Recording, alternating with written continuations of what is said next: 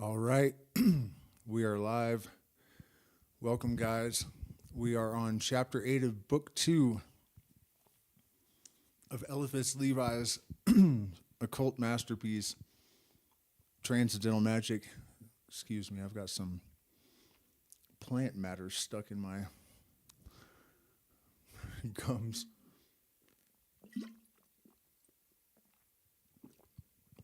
Okay, that's better. Yeah, so this book has been incredibly interesting and informative.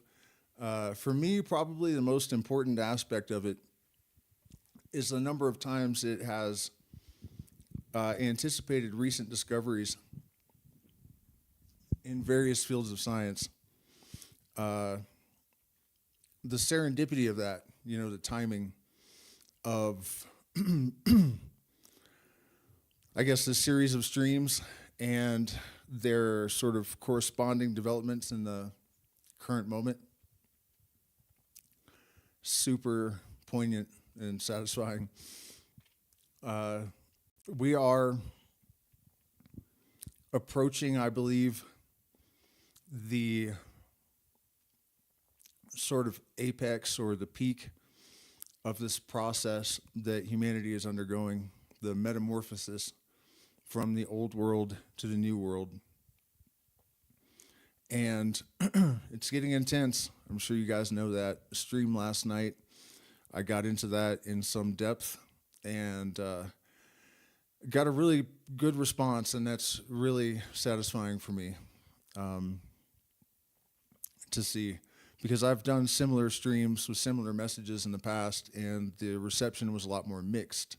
This time, it seems like people were much more receptive to the ideas and perspective that I offered. Speaking of that, I want to thank Jordan, Abram, and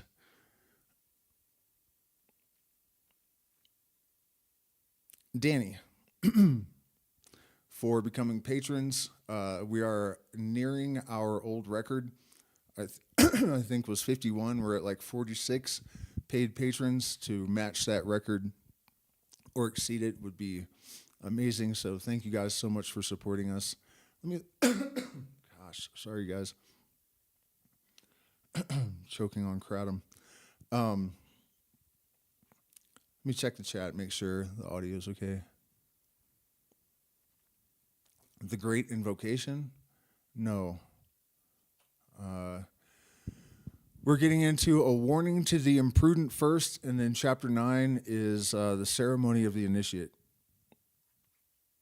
And by the way, I want to remind you guys that I do teach these things one-on-one. So if you're interested in that, shoot me an email.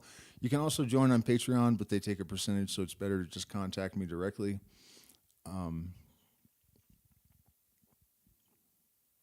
Yeah, and I really enjoy teaching these things to people directly, because with some feedback, when I know an individual, it's much more effective to deliver them exactly the relevant bits, So without further ado, if I can stop choking on plants, let's get into chapter 8, a warning to the imprudent. Actually, before I do that, let me talk about this a little bit. I don't know what he's going to say about this, but in my own experience, I learned the hard way that it's definitely possible to acquire more power than you know how to make investitures of. Right? I knew what to do with it. Like, I had the right idea, but I fucked up on the delivery a lot, because there's just a lot of traps and snares and pitfalls, wish demons, when you realize that you actually do have intuition and precognition and other capacities of consciousness that are less acknowledged in our current paradigm, or weren't acknowledged in the old paradigm. I definitely made the mistake of thinking that magic could do more for me than it could. Ego inflation is a common problem, and I definitely experienced that to some degree. You can lose your mind if you don't have sufficient critical thinking skills. You don't, you're not sufficiently grounded. The ego inflation period sometimes does not end, and people become Charles Manson. Or if you guys follow me, you may have heard the story about the guy in the white robe that was passing out pamphlets at a festival or something in Northern California. And I went to see what it was about, and he said they were free in the pamphlet, but when we got there, he tried to charge us $1,000, and it was basically sovereign citizen bullshit, right? But as as I was figuring out how full of shit he was, I started to kind of confront him in front of his followers. And he, at one point, started saying, when I'm out there on ayahuasca and and he's like punching the air. And I was like, well, what are you umming and ahhing? Like, what is this knowledge that you're accruing? Can you articulate it for me? And he just stared blankly at me, right? So as I was leaving, I said, you guys are just eating his shit up. And somebody that was there called me a couple days later and said, man, you're not going to believe this. Remember what you said when you were leaving? He literally fed his followers his shit a couple days later. You don't want to become that guy. The ability to distinguish between voices in your head that are actually telling the truth and may represent some connection to the universal mind or an inner guide or something legitimate, and just your own head cheese. All of these things take tremendous wisdom and mindfulness and neutrality. The initiatory, I guess, system that was employed by these mystery schools that taught this knowledge was very important. And in today's profit-driven, everything is profit motivated. It's very difficult to find organizations that are not cultish, that are not illegitimate, good, solid guidance coming from a place of benevolence and genuine intention is very difficult to find. So whatever this warning is going to be, take it seriously, because there is a lot of power in each and every individual. And as it is sort of unleashed, especially for individuals coming from a toxic culture, many of us had childhood trauma from abusive parents. Even if that abuse wasn't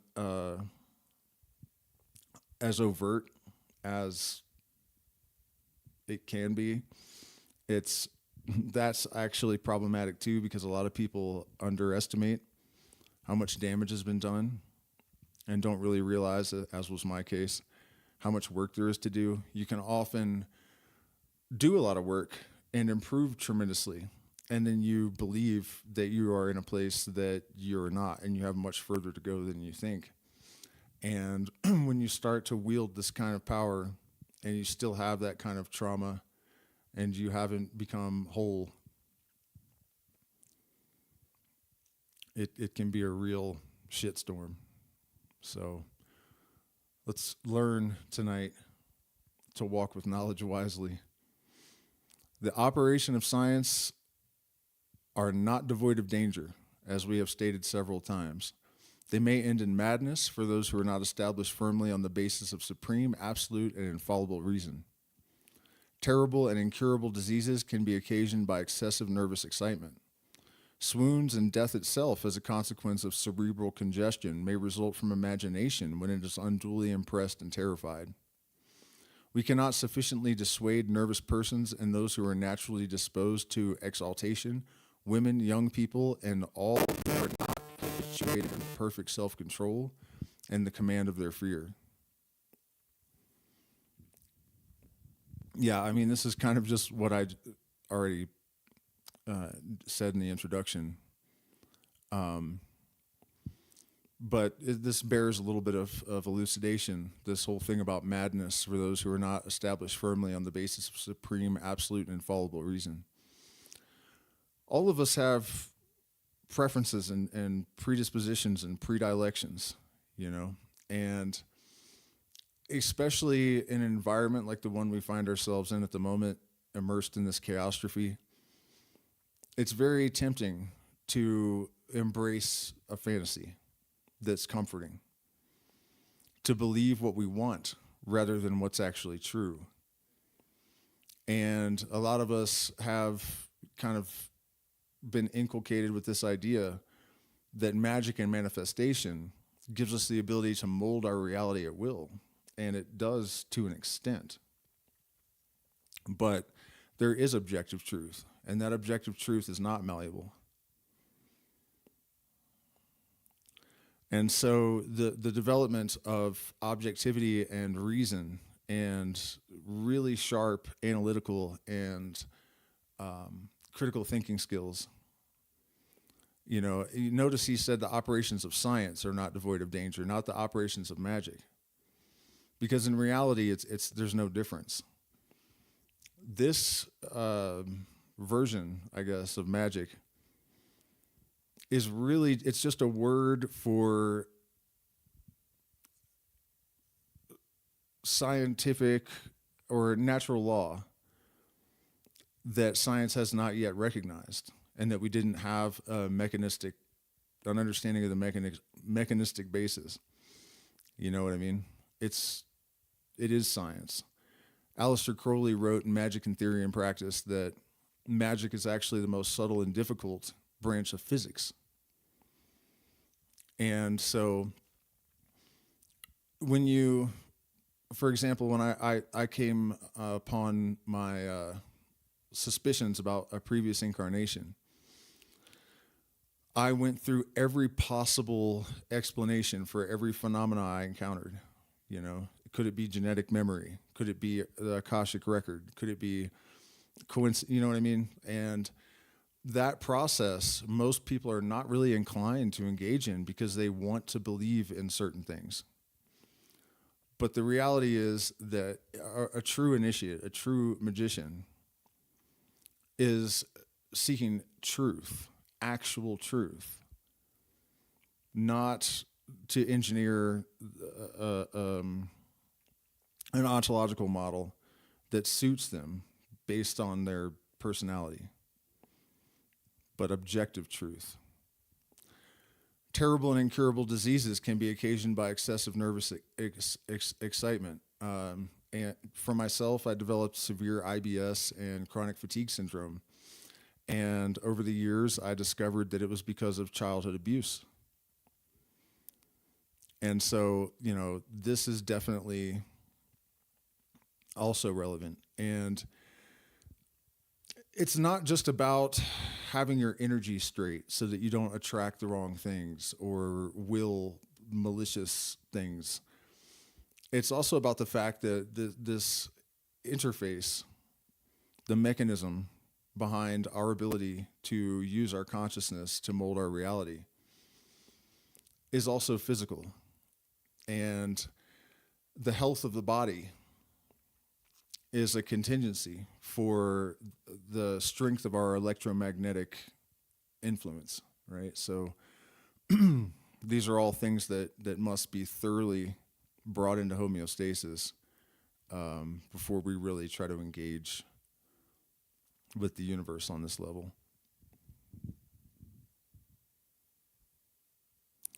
And then the perfect self-control and command of fear is important as well, because one of the objectives of this kind of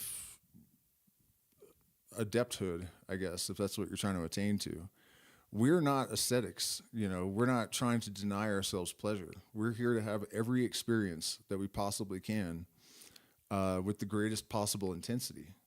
And that can include things that can be addictive, that you have to be able to use as tools without succumbing to them.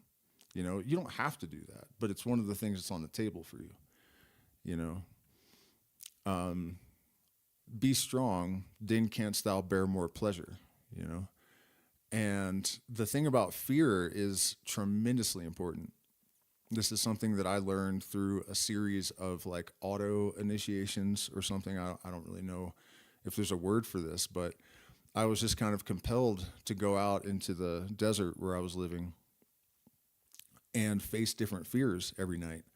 And it was totally automatic. I didn't even realize why I was going out there until the second or third night.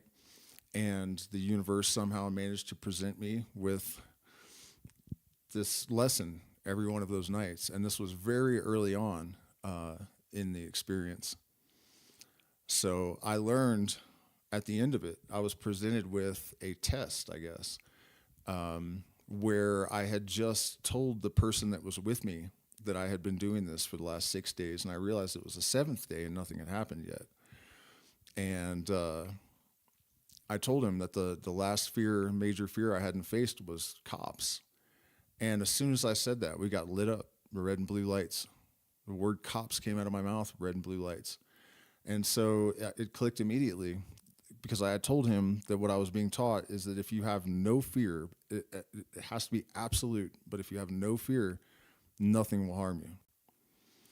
And I just told him this, and I said the thing about the cops and the red and blue lights, so I was like, oh, I get it. And I went and just menaced this cop, and he did nothing. I've told this story too many times, I'm not going to get into it again, but the gist of it is, this is a tremendous thing, and it's a really difficult thing for people to confront. It's one of the hardest. Fear is such a driving factor in our subconscious.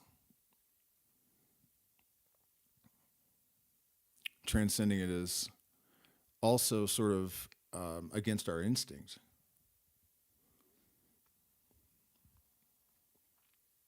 But there are practices that are very effective.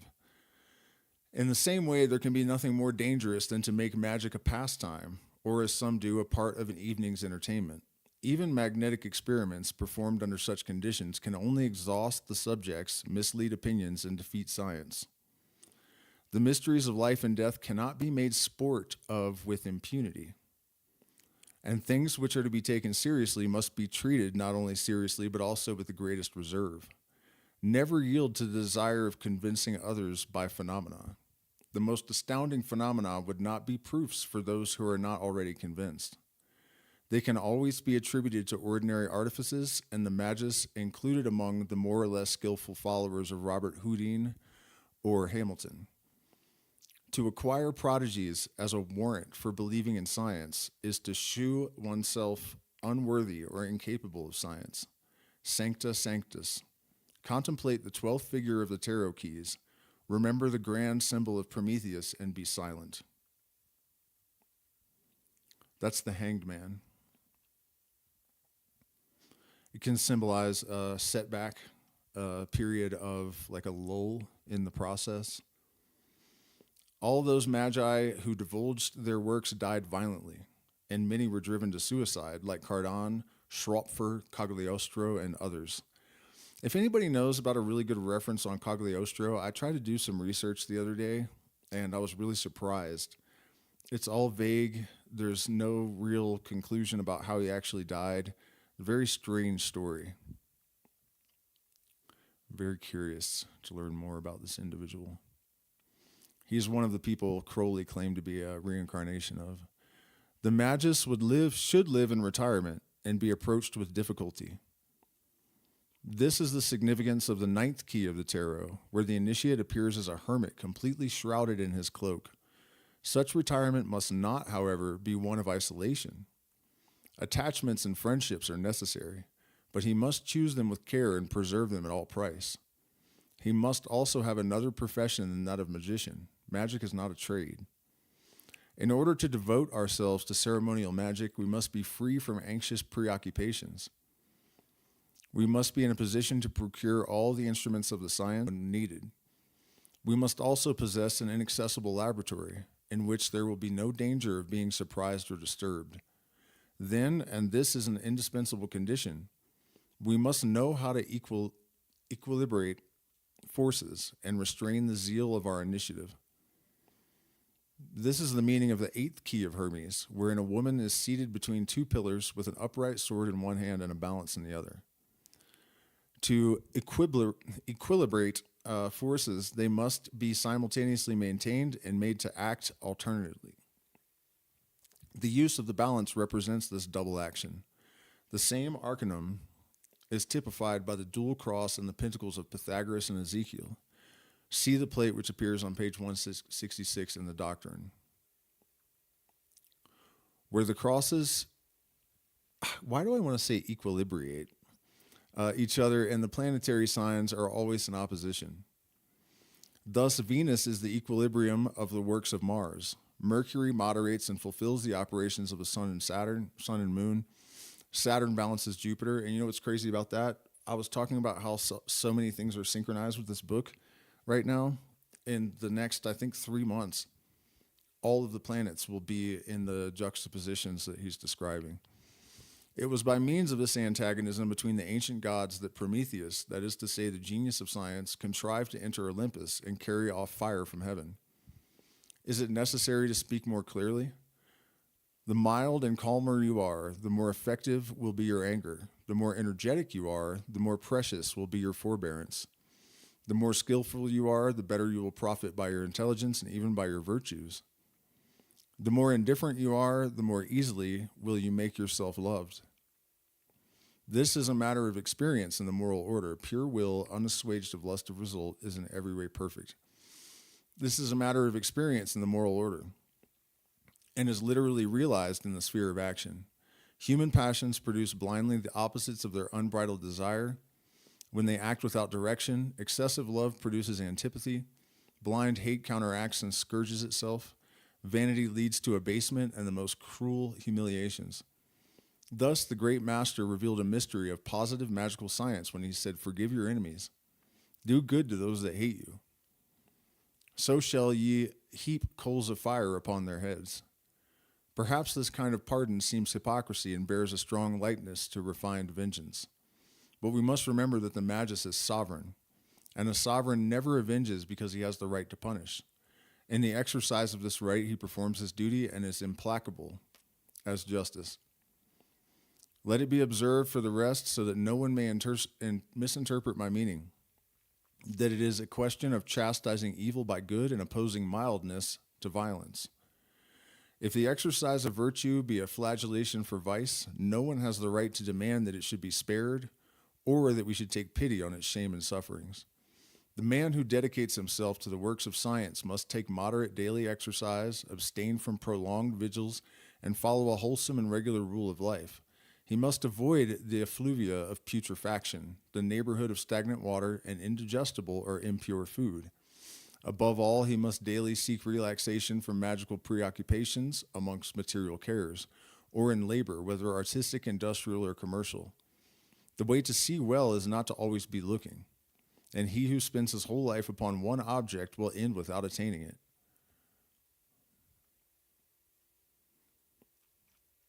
Another precaution must be equally observed, that it is never to experiment when ill. The ceremonies being, as we have said, artificial methods for creating a habit of will, become unnecessary when the habit is confirmed. It is in this sense, and addressing himself solely to perfect adepts, that Paracelsus prescribes their use in his occult philosophy. They must be progressively simplified before they are dispensed with altogether, and in proportion to the experience we obtain in acquired powers and established habit, in the exercise of extranatural will.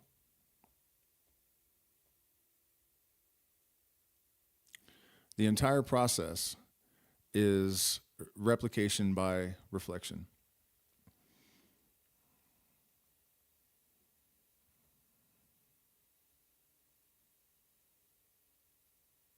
All right, I'm going to check in with the chat before we get into the next part to make sure everything's kosher, see if anybody has any questions or input. What's good, Sonder World? Why do you use ChatGPT to research?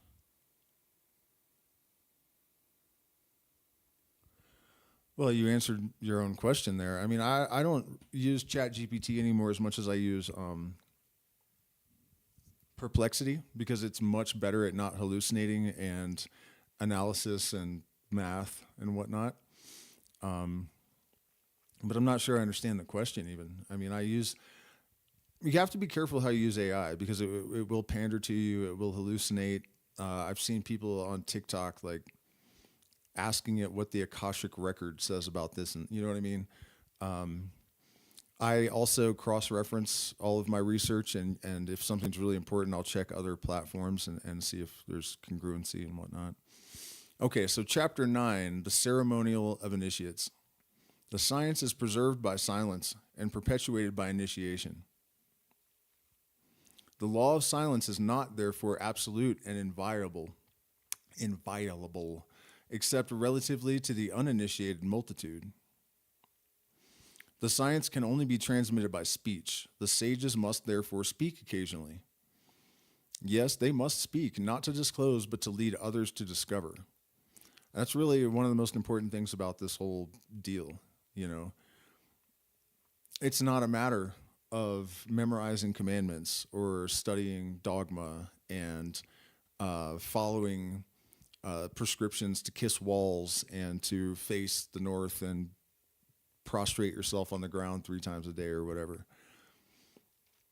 It is all about catalyzing experience within the individual that leads to gnosis for and by themselves. It is about sovereignty. It is not about dependency upon a church. It is not about dependency upon a priest or other mediator. This is about the individual becoming a hollow tube to bring down fire from heaven of their own accord, according to their own ingenium.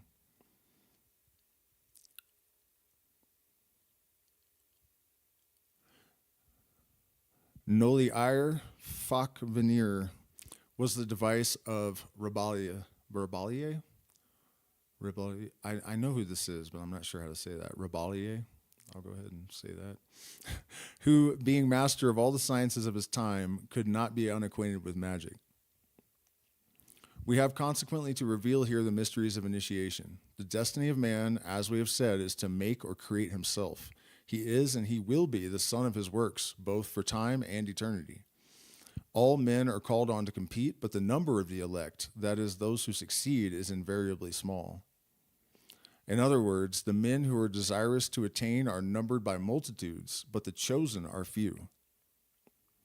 Now the government of the world belongs by right to the flower of mankind, and when any combination or usurpation prevents their possessing it, a political or social cataclysm ensues. Sure does, doesn't it? Men who are masters of themselves become easily masters of others, but it is possible for them to hinder one another if they disregard the laws of discipline and of the universal hierarchy. To be subject to a discipline in common, there must be a community of ideas and desires, and such a communion cannot be attained except by a common religion established on the very foundations of intelligence and reason. Now that sounds counterintuitive because that's certainly how religion, not how religion generally functions in our current societies. This religion has always existed in the world and is that only which can be called one, infallible, indefectible, and veritably Catholic, that is universal. This religion, of which all others have been successively the veils and the shadows, is that which demonstrates being by being, truth by reason, reason by evidence, and common sense. See, that's completely counter to the whole faith just because you're supposed to have faith kind of narrative. And of course, that sort of, if that's even implied by a system, that should be a key indicator that that system should be rejected. It is that which proves by realities the reasonable basis of hypothesis and forbids reasoning upon hypothesis independently of realities. It is that which is grounded on the doctrine of universal analogies, but never confounds the things of science with those of faith. It can never be of faith that 2 and 1 make more or less than 3. What was that guy's name? Terrence Howard needs to read this. That in physics, the contained can exceed the container. That a solid body as such can act like a fluidic or gaseous body. That, for example, a human body can pass through a closed door without dissolution or opening. Man, that is crazy. Because physicists do say that now, that if you ran at a wall or a door, a trillion times, it would just so happen that one of those times all the particles would be in a state and that would allow you to just walk through the wall. How the hell Levi would know that? And also, light has been transmuted into a couple new states of matter that are described as being both solid and fluid. To say that one believes such a thing is to talk like a child or a fool, yet it is no less insensate to define the unknown and to argue from hypothesis to hypothesis till we come to deny evidence a priori for the affirmation of precipitated suppositions. The wise man affirms what he knows and believes in what he does not know only in proportion to the reasonable and known necessities of hypothesis. This is where science has really gotten its own way. For example, we have the Penrose probability of the low entropy state at the beginning of the universe of 1 in 10 to the 123rd power, which is an absolutely enormous number. And yet, because of these precipitate suppositions, science still kind of stuck with this, even though it's basically impossible that the universe occurred by chance, we're going to go ahead and still build our entire superstructure upon that, obviously false supposition, faulty foundation. In the same way, when we have evidence of something arising from neuroscience and evolutionary biology and non-neural intelligence isn't really neuroscience because it doesn't involve neurons, but you know what I mean. We have all this evidence emerging from various fields that imply something when put together in aggregate, and science has kind of decided that it does not process or recognize evidence of that manner. So, the balance of being able to make inferences and draw something similar to a conclusion without committing to it absolutely, this is wisdom. And the scientific model that we currently work with does not have any space for that. And therefore, professing to be wise, they're making themselves into fools. But this reasonable religion is unadapted for the multitude, for which fables, mysteries, definite hopes, and terrors having a physical basis are needful. It is for this reason that the priesthood has been established in the world and governments. Now the priesthood is recruited by initiation. Religious forms perish when initiation ceases in the sanctuary, whether by the betrayal of the mysteries or by the neglect and oblivion. The Gnostic disclosures, for example, alienated the Christian church from the high truths of the Kabbalah, which contains all the secrets of transcendental theology. Hence, the blind, having become leaders of the blind, great obscurities, great lapses, and deplorable scandals have followed. Subsequently, the sacred books, of which the keys are all Kabbalistic from Genesis to the Apocalypse, have become so little intelligible to Christians that pastors have reasonably judged it necessary to forbid their being read by the uninstructed among believers. Now, I think his logic is a bit too forgiving there. I don't believe that they just became unintelligible to Christians and that so the pastors were like, well, there's no point, or, it's not like that at all. In fact, in Judaism, in the modern day, the I don't know what you call it, the non-rabbi class, they're not allowed to even hear about the mysticism of the Kabbalah and whatnot. My I guess he's my step uncle. I had met for the first time, and he was Jewish, and so I thought I would establish some common ground and bond with him over some Jewish mysticism. And he's like, "Don't even talk to me about this. We're not allowed to hear it."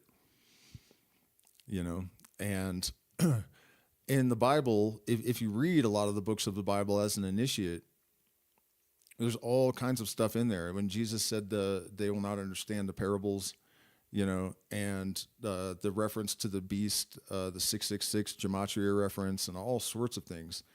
They have no idea what this is actually communicating. What's the point in even reading it in that case?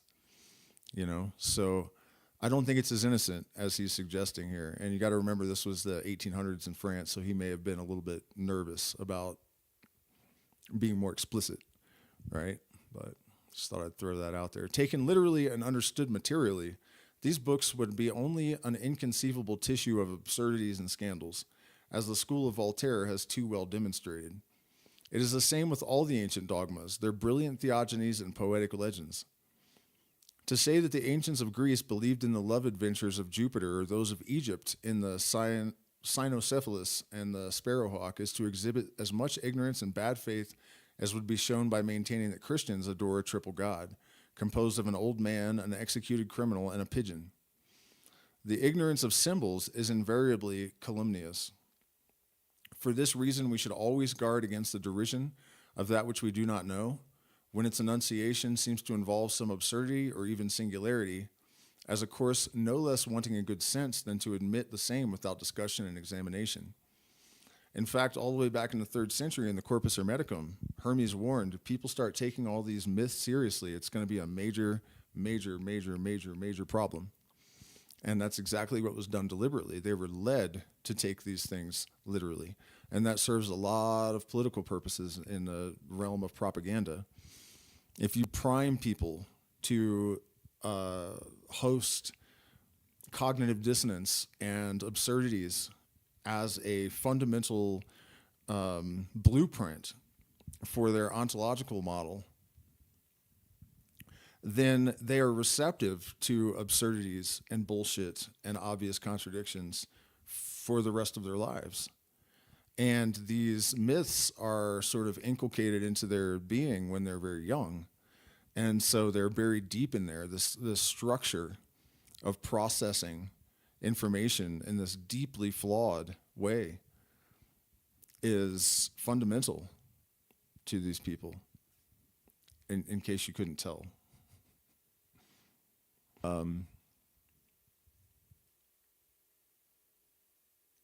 Prior to anything which may please or displease ourselves, there is a truth. That is to say, a reason, and by this reason must our actions be regulated rather than by our desires. That's how we opened, isn't it? If we would create that intelligence within us, which is the raison d'être of immortality, and that justice, which is the law thereof, a man who is truly man can only will that which he should reasonably and justly do. So does he silence lusts and fears, that he may hearken solely to reason. Now such a man is a natural king and a spontaneous priest for the wandering multitudes. Hence it was that the end of the old initiations was indifferently termed the sacerdotal art and the royal art. The antique magical associations were seminaries for priests and kings, and admission could only be obtained by truly sacerdotal and royal works, that is, by placing oneself above all the weaknesses of nature. We will not repeat here what is found everywhere concerning the Egyptian initiations, perpetuated but with diminished power in the secret societies of the Middle Ages. Christian radicalism, founded upon a false understanding of the words, ye have one Father, one Master, and ye all are brethren, dealt a terrible blow at the sacred hierarchy. Since that time, sacerdotal dignities have become a matter of intrigue or of chance. Energetic mediocrity has managed to supplant modest superiority, misunderstood because of its modesty. Yet, and notwithstanding, initiation being an essential law of religious life, a society which is instinctively magical, formed at the decline of the pontifical power, and speedily concentrated in itself alone the entire strength of Christianity, because, though it only understood vaguely, it exercised positively the hierarchic power resident in the ordeals of initiation and the omnipotence of faith and passive obedience. Basically, he's talking about how the holy crap, dude. Ugh. Gigantic spider right above my bed. I hope it doesn't fall down into the mattress. Bro, can you maybe just go away? Anyways, sorry. Yeah, that's what that was about. What in fact did the candidate in the old initiations? What in fact did the candidate in the old initiations? He entirely abandoned his life and liberty to the masters of the temples of Thebes or Memphis. He advanced resolutely through unnumbered terrors, which might have led him to imagine that there was a premeditated outrage intended against him. He ascended funeral pyres, swam torrents of black and raging water, hung by unknown counterpoises over unfathomed precipices. Was not all this a blind obedience in the full force of the term? It is not the most absolute exercise, is it not, the most absolute exercise of liberty to abjure liberty for a time so that we may attain emancipation? Now, this is precisely what must be done, and what has been done invariably by those who aspire to the sanctum regnum of magical omnipotence. The disciples of Pythagoras condemned themselves to inexorable silence for many years. Even the sectaries of Epicurus only comprehended the sovereignty of pleasure by the acquisition of sobriety and calculated temperance. Life is a warfare in which we must give proofs if we would advance. Power does not surrender of itself. It must be seized. Initiation by contest and ordeal is therefore indispensable for the attainment of the practical science of magic. We have already indicated after what manner the four elementary forms must be overcome. And we will not repeat it here, but I will. He's talking about how, the salamanders of fire and the sylphs of air and all of these things have to be subdued by mastering their corresponding elements in our being, so emotion and intellect and so on. We refer those of our readers who would inquire into the ceremonies of ancient initiations to the works of Baron Schodie, author of The Blazing Star, Adonhiramite Masonry, and some other valuable Masonic treatises. Here we would insist upon a reflection, namely, that the intellectual and social chaos in the midst of which we are perishing, has been caused by the neglect of initiation, with its ordeals and its mysteries. Men whose zeal was greater than their science, carried away by the popular maxims of the gospel, came to believe in the primitive and absolute equality of men. A famous halluciné, the eloquent and unfortunate Rousseau, propagated this paradox with all the magic of his style, that society alone depraves man. Much as if he had said that competition and emulation in labor renders workmen idle. The essential law of nature, that of initiation by works and of voluntary and toilsome progress, has been fatally misconstrued. Masonry has had its deserters, as Catholicism its apostates. What has been the consequence? The substitution of the steel plane for the intellectual and symbolic plane. To preach equality to what is beneath without instructing it how to rise upward. Is not this binding us to descend ourselves? And hence we have descended to the reign of the Carmagnola, the Sansculottes and Marat. To restore tottering and distracted society, the hierarchy and initiation must be again established. The task is difficult, but the whole intelligent world feels that it is necessary to undertake it. Must we pass through another deluge before succeeding?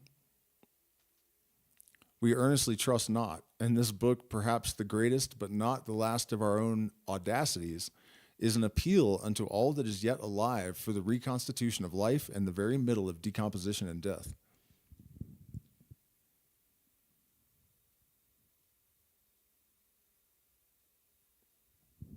The key of occultism. Let me check in with the chat.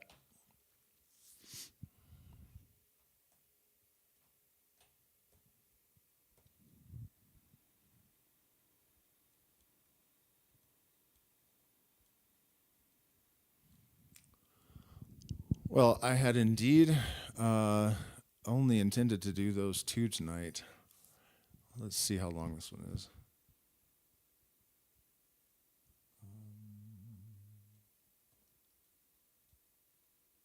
Not very long. So I guess we're doing chapter 10 now, the key of occultism.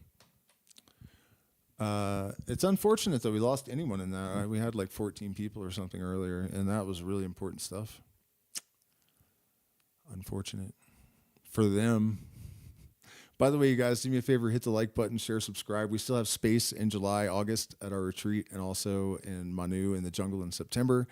And our website, illuminosis.com, is now live. It is still under construction, but you can at least find Kashuru and some other things I can't name here, and schedule consultations and whatnot. The retreats will be added to it, but they're not there yet. I think our payment gateways are actually working, so you can order stuff, and we're almost like a grown-up brand all of a sudden. So chapter 10, the key of occultism. Please hit the like button, share, subscribe. There are options to support in the chat. The key of occultism is supporting Illuminostic. Let us now examine the question of pentacles. For all magical virtue is there, since the secret of force is the intelligence which directs.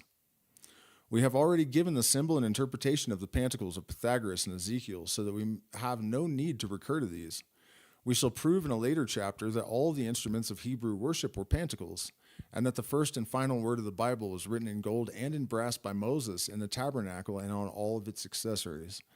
But each magus can and should have his individual pentacle, for understood accurately, a pentacle is the perfect summary of a mind. Hence we find in the magical calendars of Tycho Brahe and Duchantal the pentacles of Adam, Job, Jeremiah, Isaiah, and all the other great prophets who have been, each in his turn, the kings of the Kabbalah and the grand rabbins of science. This is one of the reasons that music, I think, is so important for any magician. Musician and magician being so phonetically similar is no coincidence. Both are dealing with vibration and compelling the air to influence the minds of other people. And I was playing some transcriptions of improvisations by Jerry Garcia a while back, and his mind was so limber, and he saw opportunities that no one else sees. I've never seen these note choices anywhere else, and they're better ones, oftentimes than the rest of us have fallen into the patterns, that are typical for guitar players. And it occurred to me that it's kind of like scanning his consciousness to play this music, because you're seeing all of these pathways and connections that he, you know what I mean? It's the way his mind worked when these improvisations are happening. And so you're actually expanding your consciousness by scanning, basically a blueprint of his own genius level cognitive joint. The pentacle, being a complete and perfect synthesis expressed by a single sign, serves to focus all intellectual strength into a glance, a recollection, a touch. It is, so to speak, a starting point for the efficient projection of the will. Negromancers, which is, by the way, not what it looks like, it's necromancers, and goetic magicians traced their, or just black magicians, traced their infernal pentacles on the skin of the victims they immolated. The sacrificial ceremonies, the manner of skinning the kid, goat, not human, then of salting, drying, and whitening the skin, are given in a number of clavicles and grimoires. Some Hebrew Kabbalists fell into similar follies, forgetting the anathemas pronounced in the Bible against those who sacrifice on high places or in the caverns of the earth. All spilling of blood operated ceremonial is abominable and impious. And since the death of Adonhiram, the Society of True Adepts has a horror of blood. Ecclesia abhorret a sanguine. The initiatory symbolum of pentacles, adopted throughout the East, is the key of all ancient and modern mythologies. Apart from the knowledge of the hieroglyphic alphabet, one would be lost among the obscurities of the Vedas, the Zendavesta, and the Bible. The tree which brings forth good and evil, the source of the four rivers, one of which waters the land of gold, that is of light, and another flows through Ethiopia, or the kingdom of darkness.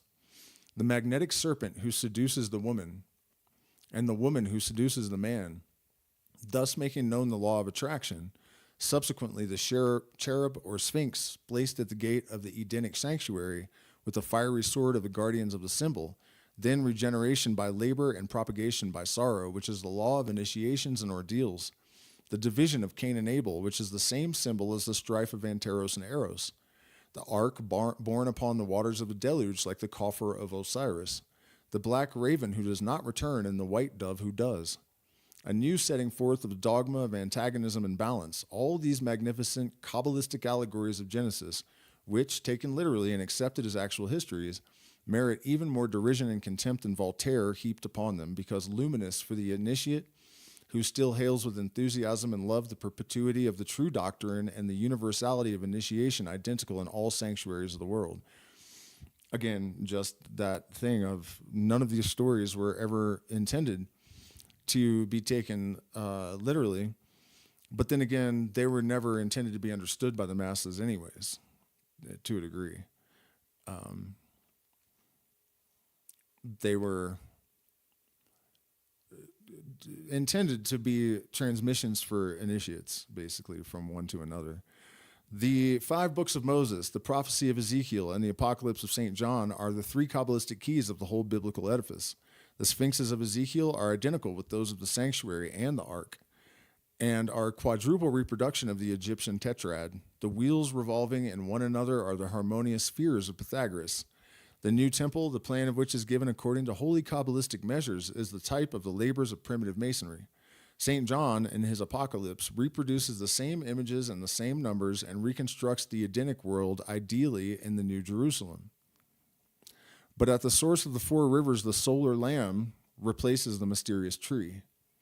Initiation by toil and blood has been accomplished, and there is no more temple because the light of truth is universally diffused, and the world has become a temple of justice.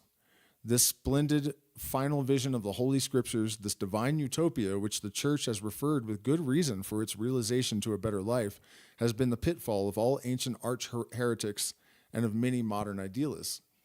The simultaneous emancipation and absolute equality of all men involve the arrest of progress and consequently of life.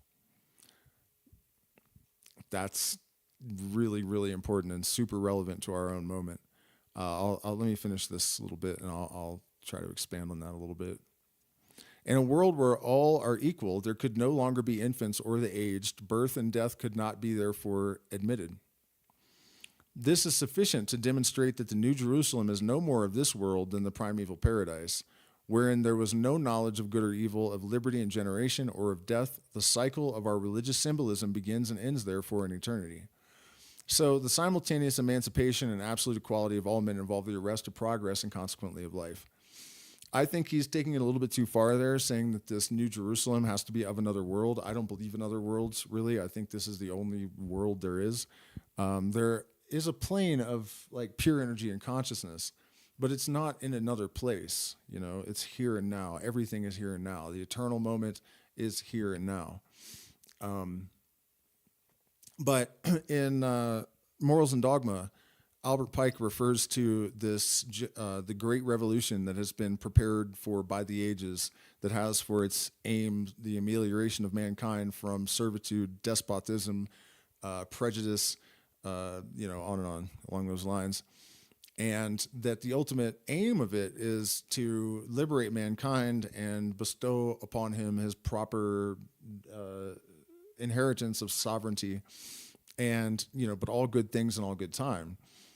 And when you look around the world and you see all of this imbalance, to put it mildly, right, you ask, what the hell? Why? If there's any divinity at all, then why would it be like this? And there are lots of answers to those questions. But the whole thing about waking everyone up, if that had happened in 1980, before we had the ability to automate everything and AI to assist us in that process and all of this, society would have just collapsed. The bagger at Walmart is not going to keep doing his job if he has suddenly attained illumination. He's not going to be content. And actually that spike in awareness would have caused so much misery, because everyone can't just leave their station. And a lot of people don't even have the aptitude to do so. Their intelligence level, and I'm not putting them down by saying this, just the facts of nature, is such that they couldn't just go become an artist or a philosopher or something. They're just going to be suddenly aware and then ill content with it, or more so.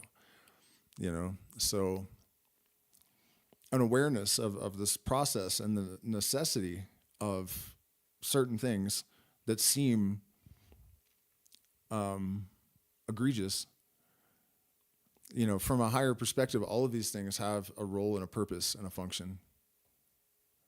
Dupois and Volney lavished their great erudition to discover this relative identity of all symbols and arrived at the negation of every religion. Good for them. We attain by the same path to a diametrically opposed affirmation, and we recognize with admiration that there have never been any false religions in the civilized world, that the divine light, the splendor of the supreme reason of the Logos, of that word which enlightens every man coming into the world, has been no more wanting to the children of Zoroaster than to the faithful sheep of St. Peter, that the permanent, the one, the universal revelation is written in visible nature, explained in reason, and completed by the wise analogies of faith, that there is finally but one true religion, one doctrine, and one legitimate belief, even as there is but one God, one reason, and one universe. That revelation is obscure for no one, since the whole world understands more or less both truth and justice, and since all that is possible can only exist analogically to what is. Being is being. The apparently bizarre figures presented by the Apocalypse of St. John are hieroglyphics, like those of all Oriental mythologies, and can be comprised in a series of pantacles. The initiator, clothed in white, standing between 7 golden candlesticks and holding 7 stars in his hand, represents the unique doctrine of Hermes and the universal analogies of the light. The woman clothed with the sun and crowned with the 12 stars is the celestial Isis, or the Gnosis. The serpent of material life seeks to devour her child, but she takes unto herself the wings of the eagle and flies away into the desert, a protestation of the prophetic spirit against the materialism of official religion. The mighty angel with the face of a sun, a rainbow for nimbus, and a cloud for vestment, having pillars of fire for his legs and setting one foot upon the earth and another on the sea, is truly a Kabbalistic panthea.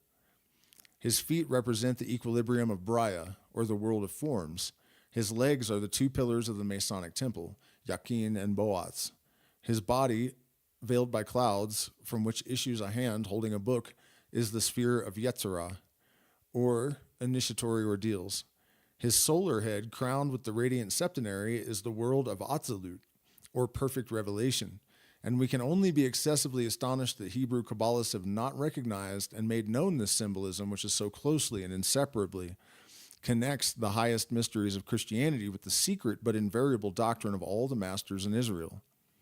The beast with 7 heads and the symbolism of St. John is the material and antagonistic negation of the luminous septenary. The Babylonian harlot corresponds after the same manner to the woman clothed with the sun. The 4 horsemen are analogous to the 4 allegorical animals. The 7 angels with their 7 trumpets, 7 cups, and 7 swords characterize the absolute of the struggle of good against evil by speech, by religious association, and by force. Thus are the 7 seals of the occult books successively opened, and universal initiation is accomplished. The commentators who have sought anything else in this book of the Transcendent Kabbalah have lost their time and their trouble only to make themselves ridiculous. Okay, so basically the book of Revelations is referring to the time period we live in now, and it is just a regurgitation of the lament of Asclepius, or the lament of Thoth in the book of Asclepius. Christ is actually spiritual fire, Christos. He is just a personification of this older concept of the Christos, the spiritual fire. If you do not know yourself, you are not in touch with your divinity. If you claim that there is no purpose in the universe, you are denying purpose in your own life. In a crisis of purpose, you are in hell. You're insane and you are suffering. The idea is that when these 7 seals have been opened and global initiation has been conferred upon people, that the return of Christ is actually the Christos will be restored. Their sovereignty, their connection to the universal mind, and a sense of purpose and divinity has been reinstated in all of the people on earth to varying degrees, but still a global initiation. Then there will be this New Jerusalem. That's what the whole allegory is about, and we're living in it right now. You know, we've got Donald Trump riding to the White House in the Beast, Elon Musk's babysitter said that his cousins called him the Antichrist when he was a kid. You know, I mean, I'm kind of kidding, but I don't know if I really am entirely. To discover Napoleon in the angel Apollyon, Luther in the star Lucifer, actually it should say, I don't know why it says Luther, in the star which falls from heaven, Voltaire or Rousseau in the, okay, he meant Luther, I get it now. Voltaire or Rousseau in the grasshoppers armed like warriors is merely high fantasy. It is the same with all the violence done to the names of celebrated persons so as to make them numerically equivalent to the fatal number 666, which we have already sufficiently explained. And when we think that men like Bossuet and Newton amuse themselves with such chimeras, we can understand that humanity is not so malicious in its nature as we might be supposed from the complexion of its vices.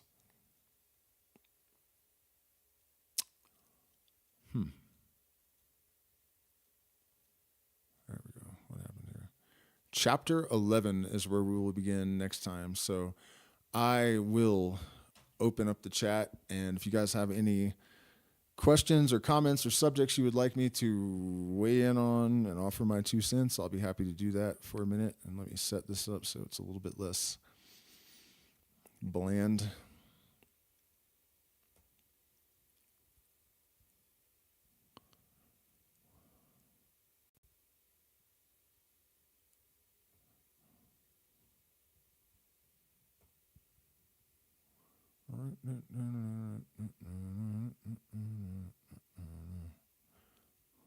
Those were a bit more brief than I was expecting.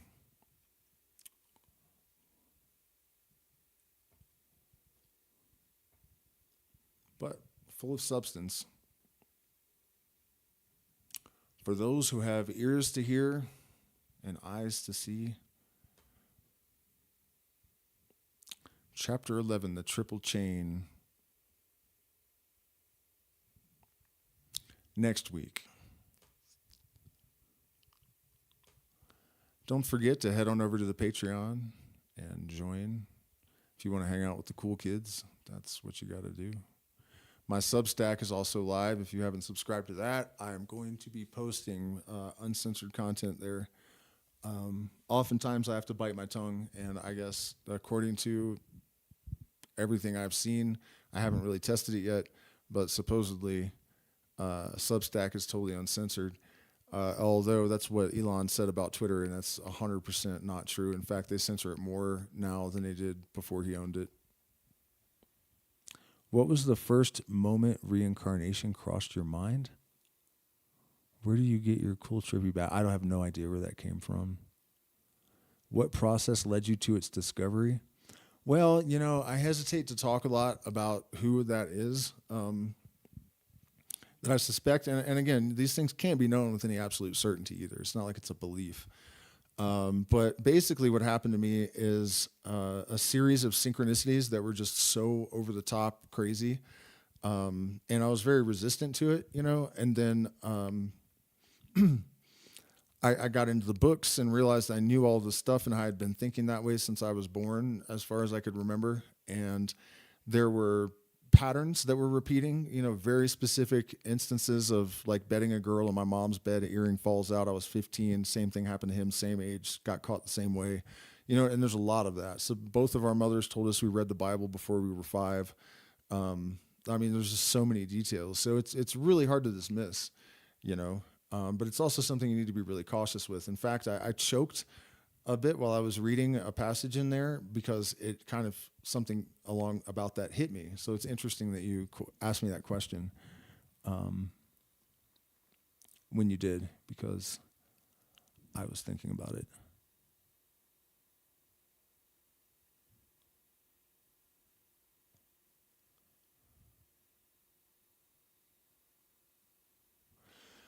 But, you know, that's what, when he was talking about the importance of reason and like having an analytical mind and whatnot, that's the kind of thing that I mean, you know, no matter how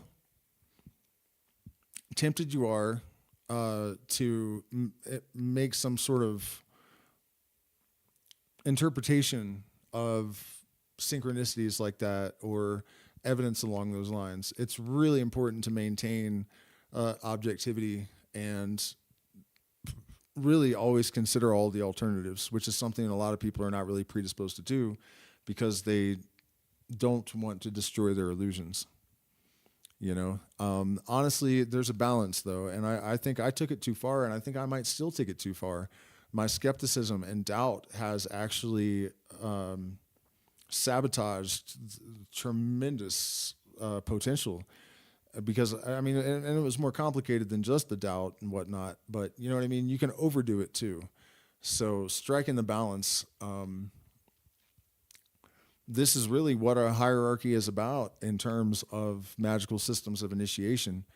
That's the main really constituent that you have to have balanced in order to advance safely. And being too open-minded is equivalent of being stupid, and being too skeptical can undermine your experience. So it's a very difficult tightrope to walk.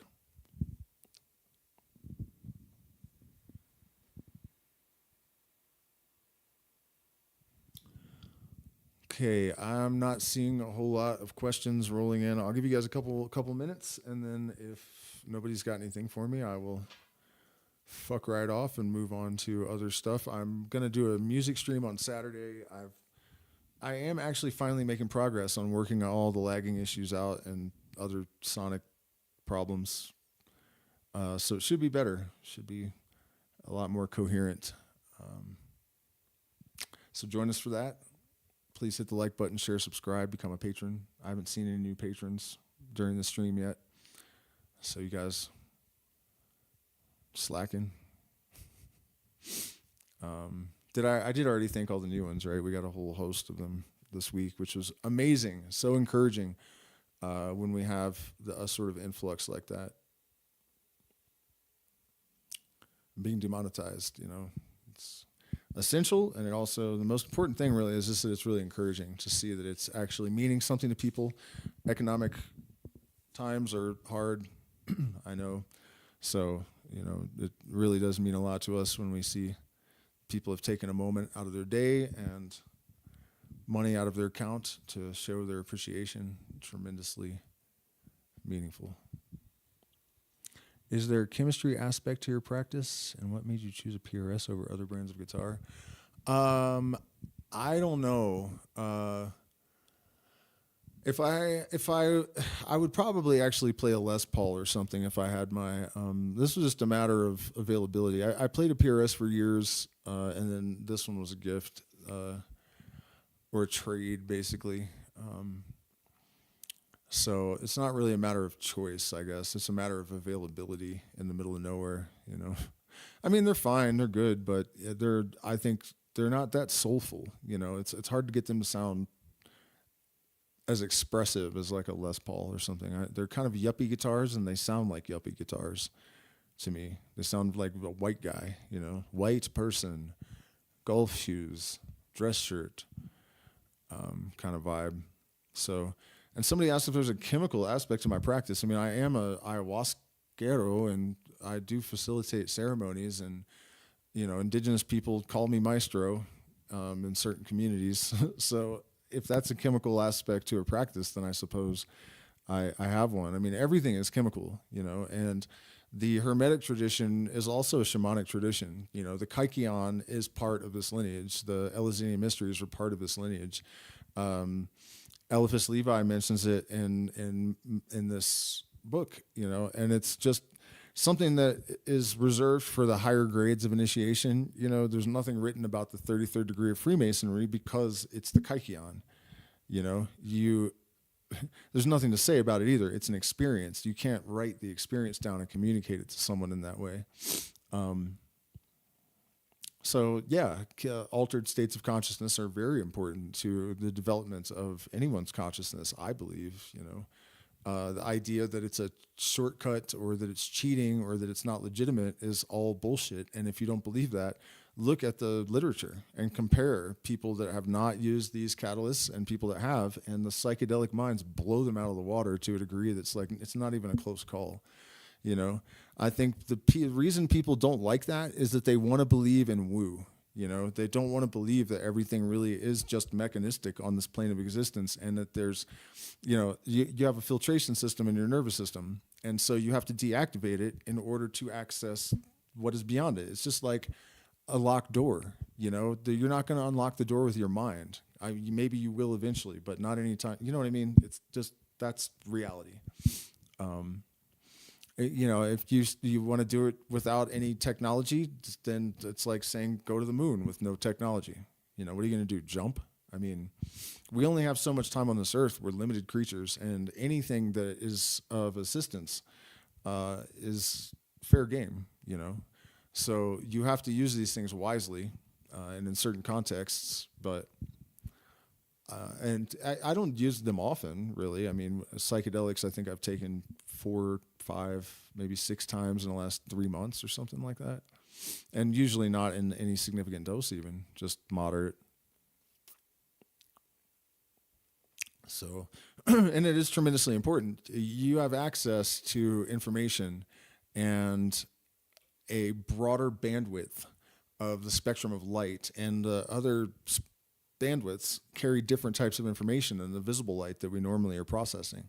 So, you know, I'm not going to tell anybody what to do, but not availing yourselves of psychedelics, if this is your realm, is just a tremendous travesty and a huge mistake.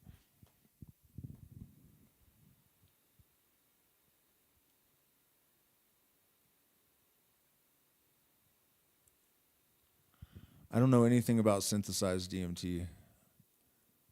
I really have only ever used DMT that I extracted from acacia.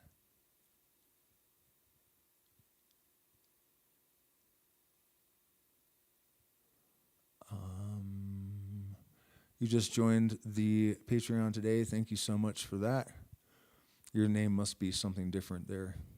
You might have missed when I thanked you guys in the beginning for joining as well. Tablespoon of what? Colloidal gold every day? Nice. You should do that just until, I mean, if it's 40, wait, how much did you say it is? 40? 40 ppms is pretty low. So I don't know. It might take longer to build up. I used 500. So, I mean, it deposits in the brain. It builds up in the brain. It doesn't go anywhere. So, you know, exactly what the ratio of gold to gray matter you want in your brain is not really something that science can tell us. But what I usually tell people to do is 1 ounce of 100 to 500 part per million every day for 6 weeks on an empty stomach before breakfast, and to do that like every 6 months or once a year even. As far as Magick working on the same nervous system filters, that's...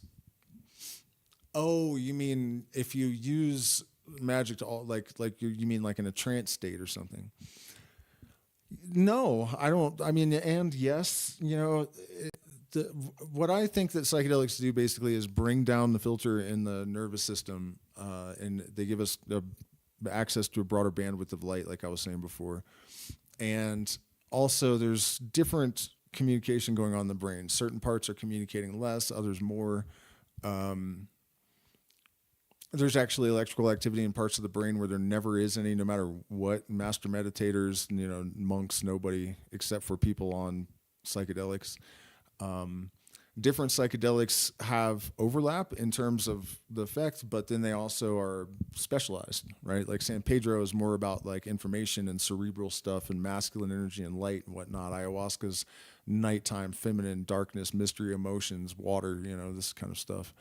So magical ritual also is, I think, going to bring down different parts of the filter depending on what type of ritual it is. If you're focused on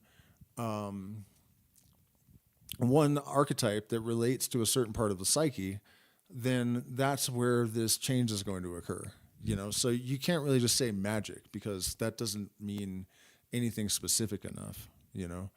So I hope that answers your question, because it's not really either or A or B. It's like yes and no, more type shit. Apparently this is the highest ppm I can get in Australia. You can order it from other countries, but yeah, I have been microdosing synthesized for 4 years.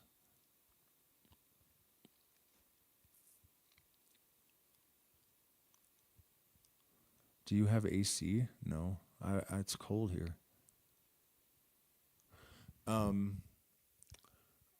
Do you want to know what I think about 5-MeO DMT? I just smoked it and then did a improvisation over Dark Star the other night. Unfortunately, the internet cut out and right before the peak of it, which was lame. But yeah, 5-MeO is amazing. It is the best like neurological benefit of it, other than like hardware. In reference to the hardware upgrade, is the strengthening of dendritic spines, which enhances memory, and improved memory can lead to enhanced IQ. It can be a mixed bag, though, because there was something that happened to me that I put out of my mind somehow, and like a puff of 5-MeO, and it just hit me like a ton of bricks, and it sucked, man. It fucked me up for months. I'll never get over it, really, and it's not like a trauma-based thing exactly. So it's not like it's something I can just integrate and learn from or whatever. I mean, I guess I can kind of, but I don't know. It's difficult. It was a really difficult thing. Sometimes it feels like letting sleeping dogs lie is better. And I know that's probably not true, and that eventually I'll finish processing this and feel differently about it. But in the current moment, I'm kind of like, damn you, Toad. Why did you bring that to my conscious awareness? I could have done without that.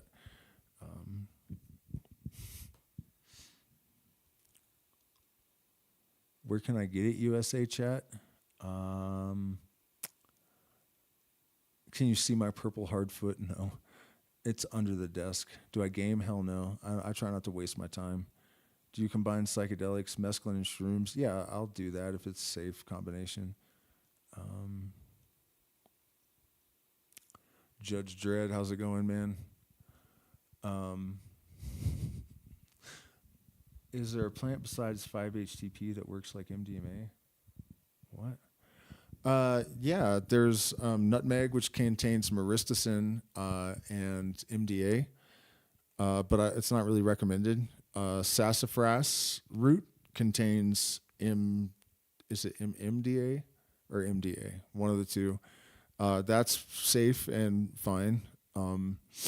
There is mescaline is a phenethylamine. It's actually more closely related to MDMA than it is to LSD. There's lots of MDA cluster plants in nature. In fact, there is Chinese, what is it called? Ephedra sinica that contains ephedrine, which is a precursor to methamphetamine, and it's closely related to MDMA as well.